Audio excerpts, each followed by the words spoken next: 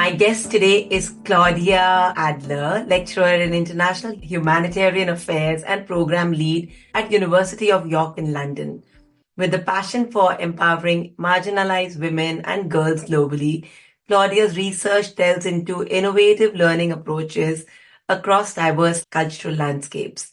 Drawing from her experiences in grassroots initiatives in Uganda and Colombia, she brings invaluable insights into navigating complex humanitarian challenges. Born in Colombia, Claudia's journey from her homeland to her impactful role today has been nothing short of inspiring. And without further ado, let's just delve into understanding it firsthand from Claudia. Hi, Claudia. A very warm welcome to Atlanta Diaries. And thank you for putting yourself out there and sharing your amazing journey with my guest today. Thank you so much, Emma, for having me. It's an absolute pleasure, and I really look forward to what will be our discussion and obviously sort of continuing listening to other guests that you have as well on this podcast. Thank you. That means a lot. Let's get started. Born in Colombia during the 1980s, share with us how did your formative years shape the trajectory of your life and influence the decisions you've made along the journey? So I was born in Colombia in the 1980s, only child, very different to my mother, who was one of 11. She grew up in what is Manrique, which is quite a sort of poor area in Colombia. And you'll know that sort of Colombia has a very divisive class structure, sort of roughly 8 different classifications. And it's very difficult to be able to have that progression if you're coming from a very deprived family. Education and everything else can be sort of very different experience. So you have sort of those elites in Colombia, and then you have sort of more of communities which are sort of deprived and marginalized. And she came from that, plus adding on that extra layer that you're in the 80s and, you know, it's sort of the peak of the drug trafficking and the cartel of Medellin.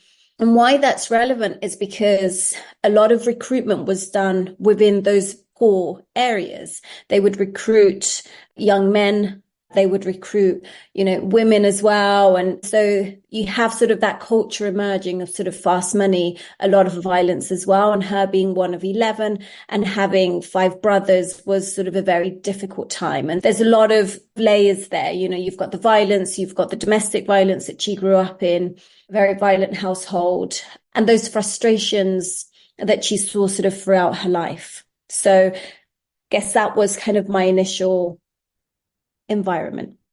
God, I'm getting goosebumps just listening to it. So what happened then, Claudia? Like, how did things change and what sort of triggered that step from your mom's side? I think it came from a heartbreak. My father had married her. They'd met in university. They'd had a whirlwind romance. And when she got pregnant with me, he met somebody else and left her, knowing that she would have to go back to a very precarious situation with her family. There wasn't sort of that compassion. There wasn't that care.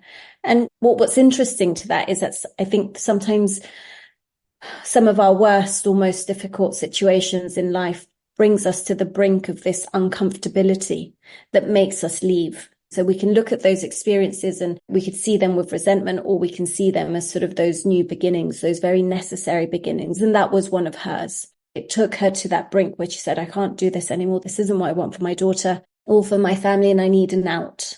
And that was what made her get that out. A new life. She immigrated to the UK. She was 27. She'd never left the country before. She'd never been on an airplane before. She had very limited network in the UK. So it's really sort of commendable that a young 27-year-old, heartbroken, with not much of sort of cultural awareness in that sense, is able to find her feet in the UK and have that resistance and resilience and that determination to bring her family from what was a very difficult situation. And I think our story isn't any different to anyone else's. You have other stories which are sort of graver and sort of more heroic in that sense. But I think what makes it important is how you adapt your story to your life, how you use that to then construct your own thinking, and how you place yourself in sort of this world, be sort of your family or your work and so forth. Does she talk about it today also, Claudia? It's very easy to say that you can change your perspective, but not everyone does that. You make it sound very simple. So do you think, was she like this and that's why she was able to take that tough decision? No, I think it was a process. I think we revisit our stories and our origins, and we see different sides and aspects to it depending on where we are and what it is that we need. So I'm sure sort of along her life, she's gone back to it perhaps, and it's been painful, and she's gone back to it and she's seen herself as that hero, or she's gone back to it and she's seen herself as that vulnerable child. There's so many layers of it, and it depends where we are within. I think that's what I like about research and academia, and that a lot of things are fluid in that sense. And I think when we have that ability to be retrospective and to really sit with ourselves for a bit, we see that those lenses can change over time. Yeah. I'm also wondering that she's one of 11, right? And you said 5 brothers. So it's only her who took that bold decision, right? What about her was different from all the other 11? And I'm sure your grandmom also played a huge role in making her what she did or what she became. I mean, I think it was probably the two very different women, my grandmother and my mother. They're probably the antithesis of each other. My grandmother being very docile, having sort of endured 30 years of domestic violence, never leaving. My mother being very fiery, just a very different character. What made her do it rather than anybody else? I'm not sure. It could have been, one, she's the eldest. I think two, one of the things that strike me about sort of her story is she promised them that she would never leave them. And that's a covenant that we make with people and sometimes with ourselves. And so I don't think it's necessarily characteristic, because some of them could have done the same thing, but I think it was a pact that she made. And that's what allowed her to sort of fulfill that promise. I want to share this personal story. So my father is one of 5 siblings. And my grandmother used to always call him, in Hindi, there's a word called Kota Sikka, which is like, somebody who's not like the bright star in the family, but he was very hardworking and he was a completely devoted son. And he was an entrepreneur till he was 80 years old.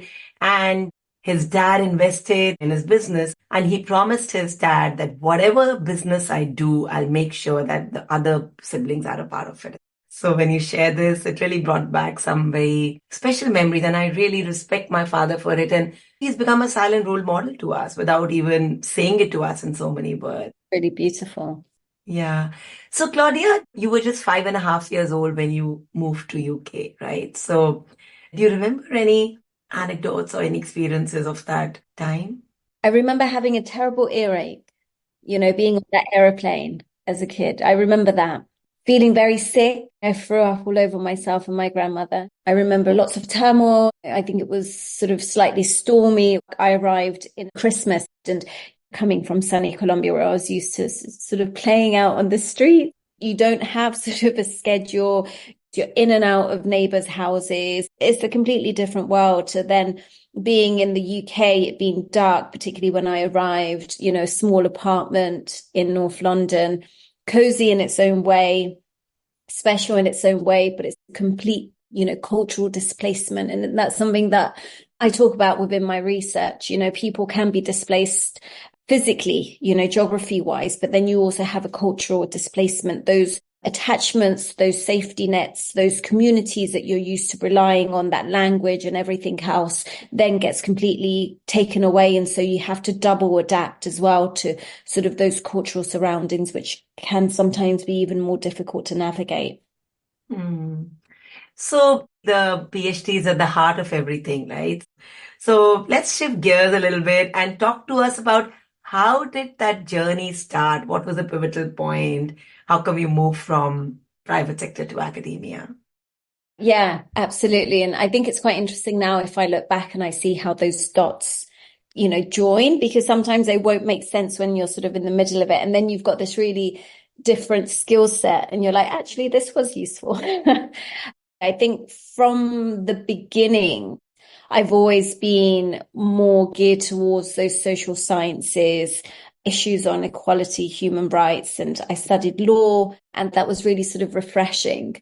Because I think as a child that's immigrated or has that asylum seeker refugee background, education isn't something that's necessarily granted. You know, I come from a family where my grandmother learned to read and write, peering through a primary school window because education wasn't for her. My mother attended a course at university where she met my father, but she also didn't have that opportunity to completely further develop her interest. She then did her university much later in life when she was sort of around 50 and she became a herbal practitioner. And I think children that come from sort of that refugee background, it's quite a disconnect with our education. And I think you don't have sort of those surroundings that allow you to really stimulate and really get to know yourself. And so the normal thing, you know, coming from state school in North London was you need to get a job.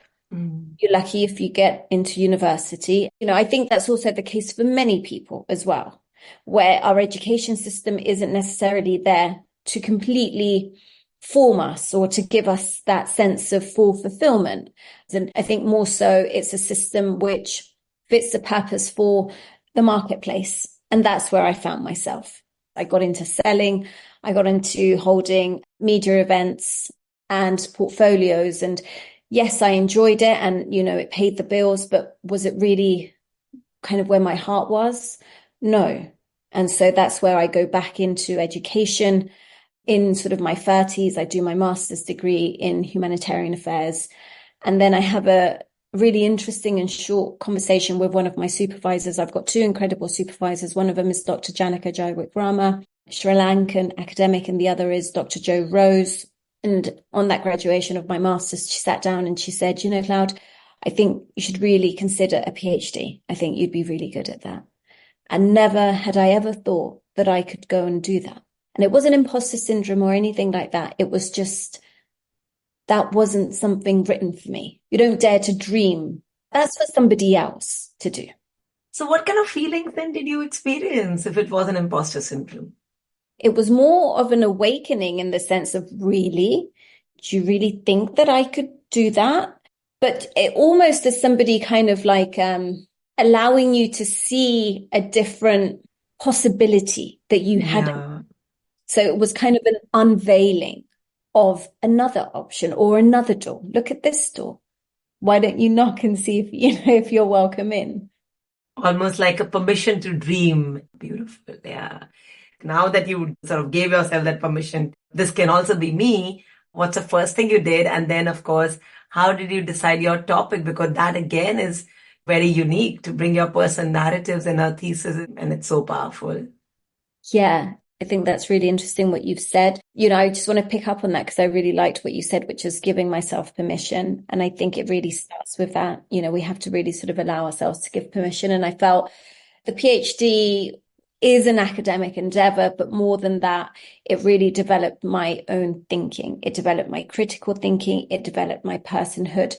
And so I tried to look at it from that much more broader sense of learning. That's why on the title, it says beyond schools and jobs.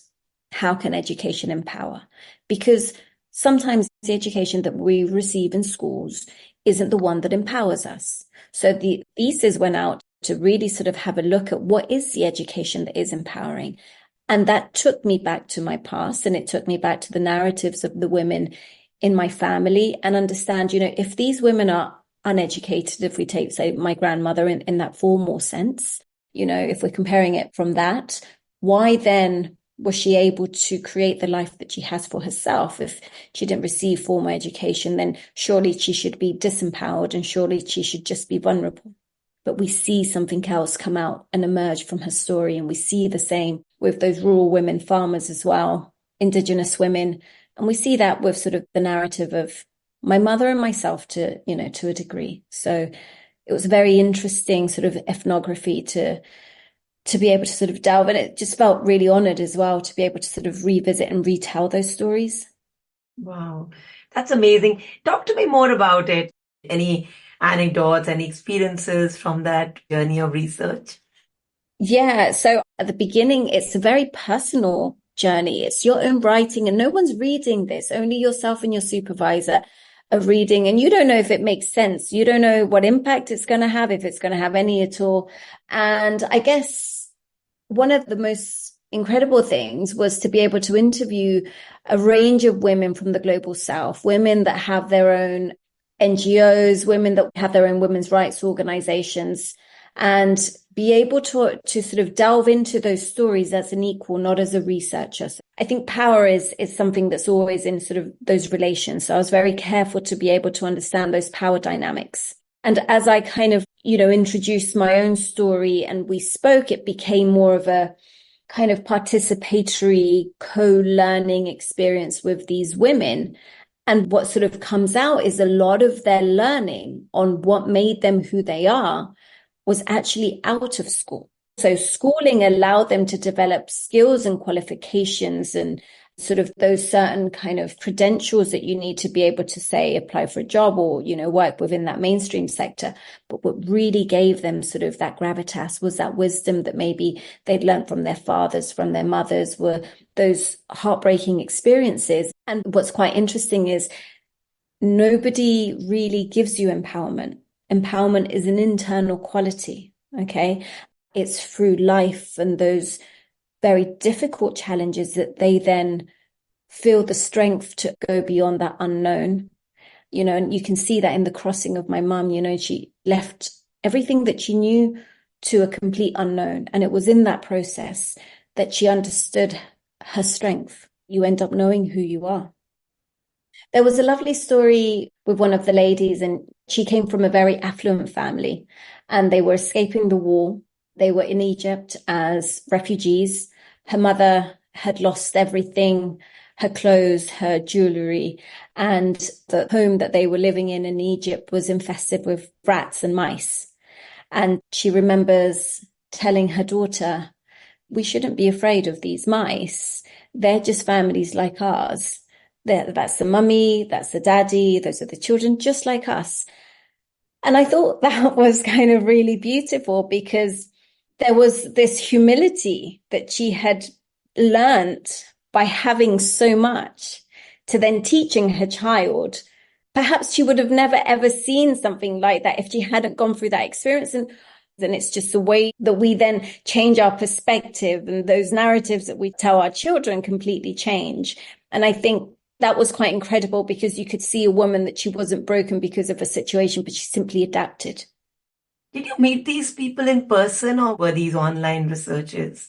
It was online because of COVID, and that actually worked really well for me because I managed to have a much more diverse group of women and different, sessions. So COVID in that sense was a blessing in disguise. Let's shift gears a little bit and help us understand your work today. So currently I'm a lecturer. I teach International Humanitarian Affairs. So I look at everything that is conflict and that's disaster, and also incorporating into that now more than ever is sort of the climate crisis, which is sort of affecting so much of conflict. Specifically, sort of within my teaching and research, I look at communities, and there's a kind of political activism which I manage. So I think for me, it's very important to have that voice. And where I was saying to you, I think in one of sort of our previous discussions, is the relevance of who I am and my story is the fact that I'm able to at least put my thoughts out there. And that breaks away from sort of this hegemony and this sort of monopoly on thought. Not because of anything particular to me, but because I'm coming in from a completely different context. And so therefore I'm going to influence how I think and I see things. And that'll be very different to, say, somebody who maybe was born in the UK, is British, maybe came from sort of an affluent family, fell into academia quite naturally, and that was sort of their world. And it's a very different perspective, and that's the diversity within our thought and our experiences, the way that we see things and our approaches to being able to solve modern day challenges. And when I teach, I really try and motivate my students to develop that same critical thinking, for not accepting the status quo necessarily. And I look at that within humanitarianism. Why is it that we have a system that's largely directed by Western governments and Western INGOs to deal with issues from the global South? Where are the voices of the global South? And I think it's very important for there to be a shift. Why? Because we understand our needs, we understand our cultural needs, we understand how we need things to be built. It's not that West is good and global South. It's not that. It's just there needs to be a coming together. And those are those power dynamics that I've been talking about. And I think if we go back to education, the main issue in education is that it is set out for you. There's at no point where you are co-creating your education. Children aren't taught what they want to learn. They're not taught to decide what it is that makes them excited, but they're told what to learn. And so we have in these systems a monopoly. You know, you're taught what to learn. You're taught how humanitarian aid should be given. You're given a tent. You're given this, and those are your supplies. But there is no coming together with different thinking and thoughts. And I think now is a really important time to be able to shift that. So when we talk about decolonization, I think it's that. It's sort of being able to actually understand that there needs to be a sense of ownership. You sound so passionate when you share this. What led you to bring humanitarian front and center despite the supposed growth of the industry, if I had to call it that? So I think that's why I sit on that peripheral, because I'm an academic rather than an actual aid worker or a humanitarian in that sense. So I'm able to understand the system, understand or look at certain issues which are happening within these communities, come in and co-create solutions with them, not come in and tell them what it is that they need, and then be able to sort of provide those reports to the powers above, the donors. And so some of my latest work with Dr. Jo Rose has been to formulate a framework that allows these huge organizations to then be able to understand what localization means, what it means to actually work with communities as equal partners. And I think there's a massive arrogance that because we're educated, we know more.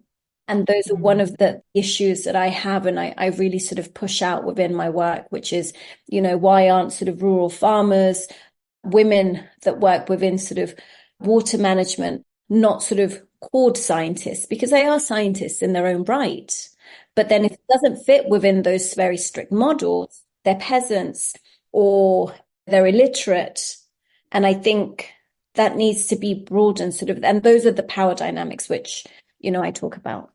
If I come into your family dynamic, which is your own community, or if it's a faith, I would know that there are certain rules and dynamics that you guys adhere to, right? All communities have their own protocols, their own moral codes, and so forth. And so from an outsider to come into that and then dictate to that community what should be done is a very arrogant position. And that's where I'm saying, it's not to say that the communities are great. No, we all have, very difficult settings within sort of those communities, but there needs to be sort of coming in more humble, I think. Absolutely. Any insights, when you sort of went into those communities to really understand firsthand and then come back and share it with your students? Yeah, so I guess it started with the research of all these old texts and religious texts and, philosophies. Some of my favorite are, for example, that African philosophy of Ubuntu, which is I am because we are, and how that would change if we follow something like that, right? So I think so much of our current sort of schooling or education or worldview is made for you and I to see how different we are, rather than to actually connect with those commonalities that you and I share. And that is exactly that philosophy. I am because you are, I am because we are. And so your humanity is sort of completely entangled in sort of each other. The other one, which I think is really lovely, is more of a one from South America, which is called Aini. And in Spanish, it translates hoy por ti, mañana por mí. And that's something that I grew up with. And it's today for you, tomorrow for me. And they could seem very basic statements, but they're profound wisdoms, because from there, if you build a policy that understands that perhaps, you're going to be in need and I'll be in need, and these power dynamics begin to sort of dissolve, and what you have is mutual aid coming forth, and we see each other more on equal kind of like platform rather than kind of one superior to the other. And unfortunately, that missionary approach to humanitarianism is charity. It is, I'm in a higher position and I bestow on you this. And so therefore be grateful because that is charity. Mutual aid is completely different. Is we're in this together, and it's just that today I'm going through this, but tomorrow I'll be there to help you. Let's shift gears a little bit, Claudia. And let's talk about Claudia as a person, Claudia as a parent. The fact that you've navigated two fairly extreme cultures, one which you grew up in and it continues to stay with you, and two where your growing years happened. Which culture do you identify yourself with? Those are the different questions which come to my mind. No, I love that. Motherhood is something that's incredibly important to me. Very lucky to have 3 boys. And I was always like, oh, I wish I had the little girl. But no, I'm actually spoiled by them. And I wouldn't want it any other way. My parenting style, I guess, has that Latin influence because of my mother. And I think within sort of their upbringing, I understand that they have many mothers. I'm not the only one. My mum is a mum to them. My grandmother is a mum to them. My aunties are mums to them. And so the much bigger or broader sense to mothering my children. Something that I've kind of taken in is presence. I try and be very present with them. I try and actually kind of live those moments, and they are the most important people in my life. And I don't see them as mine, but I do see that I have a responsibility to help them develop themselves to their fullest. And that's, how do I expose them and show them different parts of the world that will then either stimulate areas of interest, a little bit like kind of unveiling those doors. That's exactly how I see it. My role is to be able to unveil as many doors as I can for them. You also spoke about, your time in Africa with one of your sons. So Dan and I, we're kind of opposites in that sense. He's grounded. He's very sensible. He doesn't really like crazy movements. And then he's got a mother who is slightly more adventurous, unpredictable, and, a mess in that sense. And so I got this incredible idea to travel with him to Uganda when he was 10. And I got in touch with a contact of mine, very good friend of mine, Isaac Mahofa, and he offered us to live in one of the villages, in one of the schools, whilst I kind of gave English lessons and just hang out with sort of the community.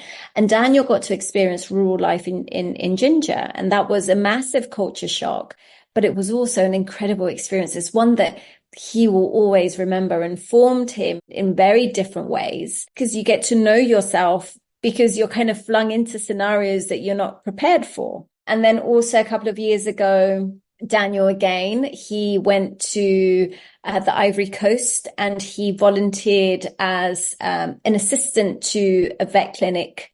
And he got to do the most incredible things because obviously the setting is completely different. He got to wrestle with goats, kind of give them vaccinations, tend to animals in ways that he wouldn't have been able to in any other place in the Western world. And so that was an incredible opportunity to really sort of integrate there with those communities. Looking back on your journey, Claudia, what advice would you give to your younger self?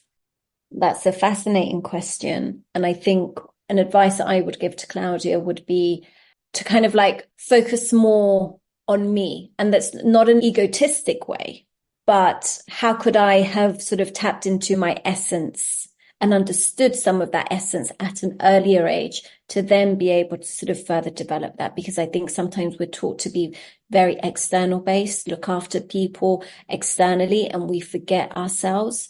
And I think understanding my essence, where I have now, has been pivotal. And I wish I could have kind of known that earlier on. This takes me back to when you talked about the must-hear story, right? I think for the benefit of the audience, why don't you share that story with us before we end the session, and a little bit about the human flourishing and creativity, which you said are very essential components of education. I see a lot of parallel in all these 3 topics. Yeah, I think they really do overlap. So it's a really beautiful story. And, I welcome everybody to go in and sort of read it. And, it's told a lot better.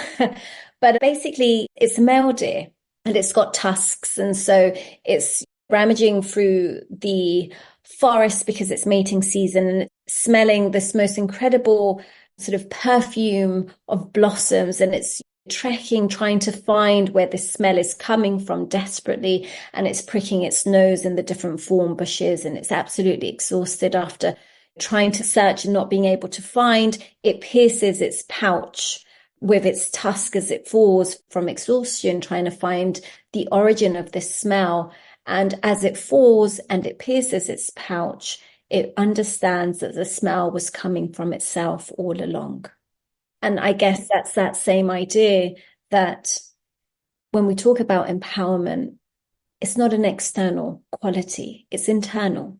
It just needs to be developed, in that we need to understand it and give it that space.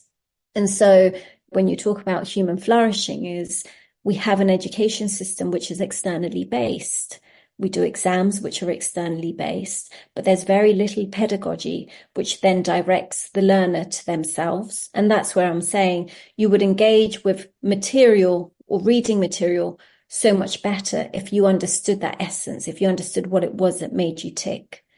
You would naturally sort of explore that and probably devour books, right? Because it makes sense to you. And so that's that idea of human flourishing. Why is our education not providing healthier individuals? And I think we are in a global education crisis, whether we want to admit it or not. And I'm not the first to think about this, but I would like to see myself as a growing voice and a growing female voice in pushing for a pedagogy that looks at human flourishing. And particularly when we look at education in emergencies, and that's education in refugee camps, for example. One of the things that refugees in camps require and demand the most is education, sometimes even above food and shelter in that sense, because they know how important it is. And I feel that it's not the students, but it's our education system is really letting us down, because you have incredible potential. But why is it that some of the most intelligent people are waging wars in the way that we see right now? That's not an education system that's fostering, health and peace. That's an education system that's fostering unhealthy competition, unhealthy division. Thank you for this conversation, Claudia. I think it's going to give a lot of people a lot to think about, and really appreciate all that you shared. Thank you so much, Enma, for having me. Thank you. Thank you for being a part of this incredible journey with Atlanta Diaries. I have had the privilege of hosting guests who courageously shared their most vulnerable selves with me. And even if only a small segment of these conversations can champion the journey of one person, it will be worth each and every moment. And together, we know we can create an even greater impact. So I do have a humble request for you. If you found value in these episodes, please consider sharing the podcast with your friends, family, and on your social media.